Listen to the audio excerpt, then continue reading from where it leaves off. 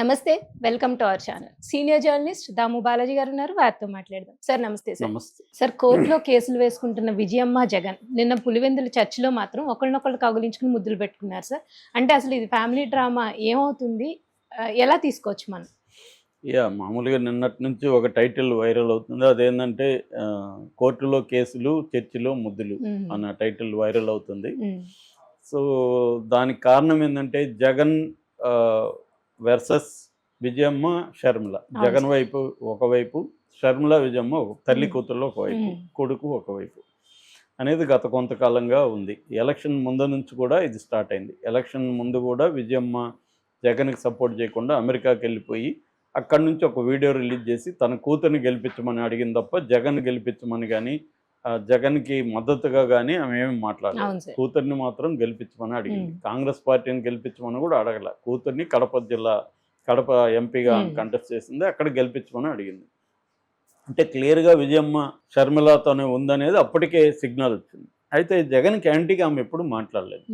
అయితే ఆ తర్వాత ఏమైంది, ఈ మధ్య సరస్వతి పవర్కి సంబంధించిన కొన్ని షేర్లు బదలాయింపు, అంటే కొన్ని షేర్లు జగన్ ఏంటంటే తన ఆస్తుల్లో కొన్నిటిని ఈమెకి ఇస్తానని చెప్పాడు. అందుకని ఒక ఎంఓయూ రాసుకున్నారు. అది ఈ కేసులన్నీ వెళ్ళినాక, ఎందుకంటే ఆయన మీద కేసులు ఉన్నాయి. ఈ కేసులు ఉన్నప్పుడు వాటాల ట్రాన్స్ఫర్ చేస్తే కేసుల కండిషన్స్ ఉల్లంఘించినట్టు అవుతుంది, తనకు బెయిల్ రద్దు అయ్యే అవకాశం ఉంది. అందుకని ఆయన కేసులు అయిన తర్వాత నీకు ఇస్తాను అని వాళ్ళ అమ్మ పేరుతో కొన్ని ఉన్నాయి, అదేదో రాసిచ్చాడు. అయితే వీళ్ళు ఏం చేశారంటే, షర్మిల ఏం చేసిందంటే అంతవరకు ఆగకుండా వాళ్ళ అమ్మని ప్రెజర్ చేసి వాళ్ళ అమ్మ దగ్గర పేరుతో ఉన్న షేర్లను తన పేరుతో రాసుకుంది. అయితే ఈ లావాదేవీలు చెల్లవు అని చెప్పి జగన్ ఏం చేస్తాడంటే లా ట్రిబ్యునల్లో కేసు వేశాడు. ఆ కేసు ఎప్పుడైతే వేసాడో ఆమె దీన్ని బయటికి తీసుకొచ్చింది, తెలుగుదేశం మీడియాకి ఇచ్చేసింది. తెలుగుదేశం అఫీషియల్ హ్యాండిల్స్లోనే ఈ విషయాలన్నీ బయటకు వచ్చేసాయి. అంటే తల్లి చెల్లెల మీదన కేసు వేసిన జగన్ అనేది తెలుగుదేశం దాన్ని బలంగా ఉపయోగించారు. తెలుగుదేశం తప్పేం లేదు. ఇప్పుడు రాజకీయ పార్టీలు, ప్రతిపక్ష పార్టీలకు సంబంధించి ఏ అంశాలు తమకు ఉపయోగపడితే అవి వాడుకుంటారు. గతంలో జగన్ కూడా అదే చేశాడు. జగన్ చంద్రబాబుని మాట్లాడితే ఇతను మామ ఎన్టీఆర్కి వెన్నుపోటు పొడిచాడని పెద్ద ఎత్తున ప్రచారం చేశారు. దాని తర్వాత పవన్ కళ్యాణ్ విషయాల్లో చేశారు. అట్లాగా జగన్ అయినా వ్యక్తిగతంగా చేస్తారు. లోకేష్ ని వ్యక్తిగతంగా పప్పు అని ఇంకొకటి అని మాట్లాడారు. చివరికి ఆయన పుట్టుక మీద కూడా అసెంబ్లీలో కూడా మాట్లాడి చాలా ఎక్స్ట్రీమ్ గా వాళ్ళు చేశారు. అట్లాగే వివేకానంద రెడ్డి హత్యను కూడా 2019 ఎలక్షన్లో జగన్ ఎబ్సెంట్గా వాడుకున్నాడు. అది చంద్రబాబు చంపించాడని సునీత కూడా దాంట్లో జగన్కి హెల్ప్ అయింది అప్పట్లో. దాని తర్వాత ఆ హత్యని జగనే జయించాడని తెలుగుదేశం శిబిరం వీళ్ళు మాట్లాడారు. అలాగా ప్రతి అంశాన్ని అది వ్యక్తిగతం కాదా అనే విచక్షణ లేకుండా రాజకీయ పార్టీలు తమకు అనుకూలంగా వాడుకోవడం అనేది సహజమైన విషయమే. అలాగే తెలుగుదేశం వాళ్ళు కూడా ఈ ఇష్యూని పెద్ద ఎత్తున వాడుకున్నారు. అంటే జగన్ పైకి లేవకుండా ఈ 5 ఏళ్లలో జగన్ని కంప్లీట్గా రాజకీయంగా సమాధి చేయాలనేది తెలుగుదేశం కూటమికున్న లక్ష్యం. ఎవరైనా అదే ట్రై చేస్తారు. ప్రతిపక్షాలని బతికించి మనం పోరాటం చేయాలనే కాన్సెప్ట్ ఇవాళ లేదు ఇండియన్ పాలిటిక్స్లో. ప్రతిపక్షాలని చంపేసి మనమే ఉండాలి అన్న కాన్సెప్టే ఉంది. దీన్ని మోడీ బలంగా తీసుకొచ్చాడు.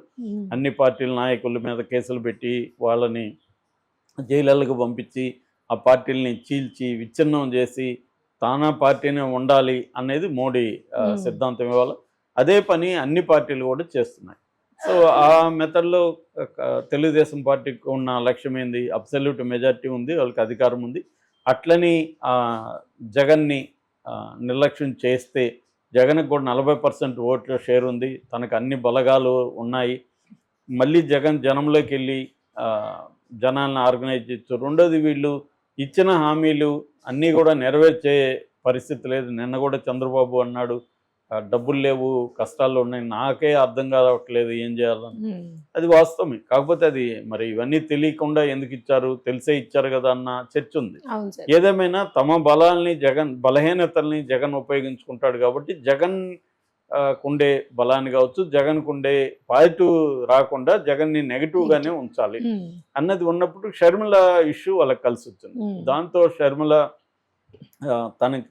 షర్మిలకి ఏమైంది, జగన్ టార్గెట్, జగన్కి ఇబ్బంది కలిగించే విధంగా ఎవరితోనైనా కలవడానికి ఆమె రెడీ.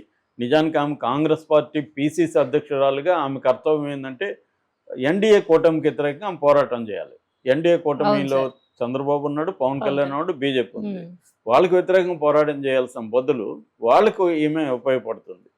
సో కానీ కాంగ్రెస్ పార్టీ పట్టించుకోవట్లేదు, నేషనల్ పార్టీ. ఎందుకంటే ఈమె తప్ప వాళ్ళకి ఇంకా గత్యంతరం లేదు, ఈమెను తీస్తే ఇంకా ఆల్టర్నేటివ్ కూడా లేదు.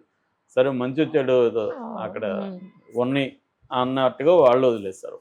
దాంతో ఈమె ఏకైక అజెండా జగన్ మీద పెట్టుకుంది. ఈ క్రమంలో జగన్ షర్మిలాని మాత్రమే డీల్ చేయడం అయితే జగన్ కొంత ఈజీగా ఉంటుంది. అది షర్మిలకు కూడా తెలుసు కాబట్టి తల్లిని దింపింది. సో తల్లి రంగంలోకి వచ్చి జగన్కి యాంటీగా ఈ ఇష్యూలో మాట్లాడింది. అంటే ఆస్తులు జగన్దేమి కాదు, వైఎస్ఆర్ పేరుతోనే జగన్ కూడా సంపాదించుకున్నాడు, జగన్ కష్టపడ్డాడు, మేము కాదనలేదు, కానీ ఈ వాటా ఈమెకి ఇవ్వాలి అన్న ఉద్దేశంతో ఈమె రాసింది. దీంతో ఎప్పుడైతే రాసిందో తెలుగుదేశం ఇంకొంత ఎక్స్ట్రీమ్కి వెళ్ళి అసలు తల్లినే చంపాలనుకున్నాడు అని పాత యాక్సిడెంట్ అయిన విజువల్స్ తీసుకొచ్చి ఆ యాక్సిడెంట్ జగనే చేయించాడు అనేది వాళ్ళు ఫోకస్ చేస్తారు. దానికి ఈమె రిప్లై ఇచ్చింది. రిప్లై ఇచ్చినా అది కూడా ఫేక్ అని మళ్ళీ వీళ్ళు ప్రచారం చేస్తారు. దాంతో ఆమె వీడియోలో మాట్లాడింది. ఏదేమైనా ఈ ఆస్తుల గొడవ విషయంలో ఒకటి క్లారిటీ ఏంటంటే లీగల్గా షర్మిలాకి ఎటువంటి రైట్స్ లేవు. లీగల్గా రైట్స్ ఎందుకు లేవు అంటే అది జగన్ పేరుతో ఉన్నాయి, జగన్ సంపాదించిన ఆస్తులు. జగన్ ఎలా సంపాదించాడనే చర్చ వేరే విషయం, కానీ లీగల్గా అయితే లేదు.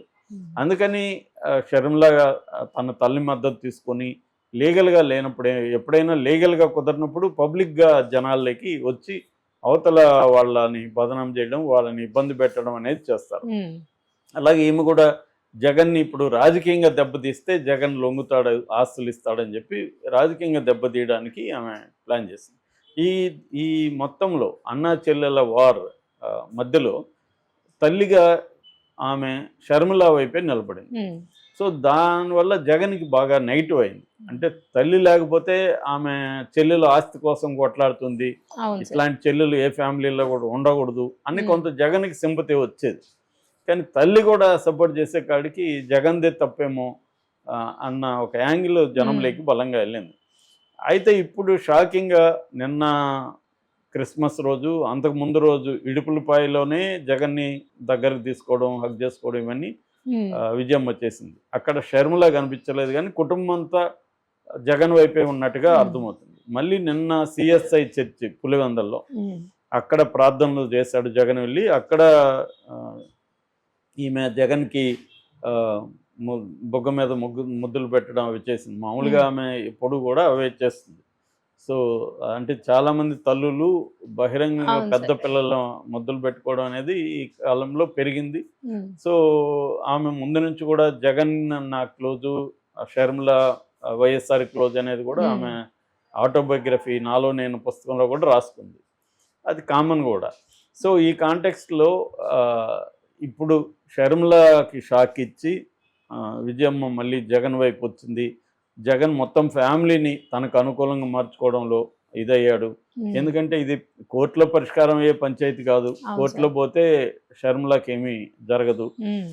ఇటు రాజకీయంగా వెళ్తే తనకి నష్టం జగన్కి.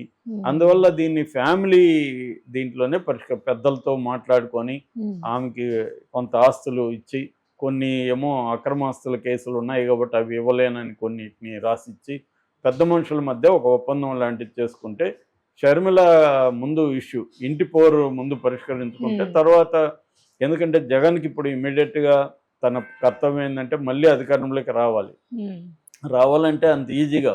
ఇంతకుముందు అంటే మోడీ జగన్ వైపు ఉండేవాడు, ఇప్పుడు కేంద్ర ప్రభుత్వం జగన్కి యాంటీగా ఉంది, మోడీ యాంటీగా ఉన్నాడు. ఇటు పవన్ కళ్యాణ్, చంద్రబాబు, లోకేష్ చాలా సీరియస్గా జగన్ పట్ల ఇదిగా ఉన్నారు. ఈ క్రమంలో జగన్ ఆల్ టైమ్ లోలో ఉన్నాడు, వీక్గా ఉన్నాడు అన్ని రకాలుగా.